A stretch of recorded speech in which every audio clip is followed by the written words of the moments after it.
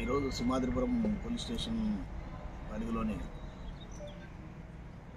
ఒక దొంగతనం కేసు శ్రీనివాసరెడ్డి అనే అతను కంప్లైంట్ మేరకు ఎఫ్ఐఆర్ నమోదు చేయడం జరిగింది.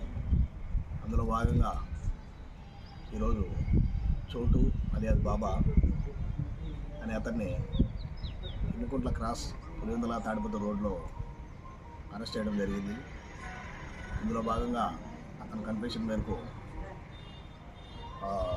ఒక ట్రాక్టరు, 3 ట్రాలీసు, వాటర్ ట్యాంకరు ఇవన్నీ రికవరీ చేయడం జరిగింది.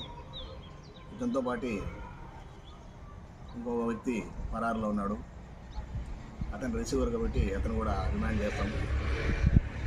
రైతులందరికీ తెలియజేయడం ఏమంటే, వీళ్ళందరూ సాయంకాలం వ్యవసాయ పనులు ముగించుకొని ట్రాక్టరు ట్రాలీలు అక్కడ తోటల్లో పెడితే ఆ తోటల్లో ఉన్న ఏవైతే లాకులు ఉన్నాయో తీసేసి అవి దొంగలించడం జరుగుతుంది. కాబట్టి రైతులంతా గమనించి జాగ్రత్తగా ఉండాలని చెప్పి, మీ పొలాలకు వేసే ట్రాక్టర్లు, ప్రాపర్టీస్ వీటన్నింటినీ జాగ్రత్తగా పెట్టుకోవాలని, తాళాలు వేసి వాచ్మెన్ లేకపోతే ఎవరైనా పని మనుషులు పెట్టుకుంటే ఇలాంటివి పునరావృతం కాకుండా ఉంటాయని చెప్పి తెలియజేస్తున్నాం. ఈ ప్రాపర్టీ రికవరీలో మన ఎస్ఐ గారు, సింహాద్రిపురం ఎస్ఐ తులసి నాగప్రసాద్ మరియు లింగాల ఎస్ఐ గారు, తొండూరు ఎస్ఐ గారు, వారి సిబ్బంది అంతా కలిసి ఈ ప్రాపర్టీని రికవర్ చేయడం జరిగింది. టోటల్ ప్రాపర్టీ వాల్యూ 11,50,000 అయింది.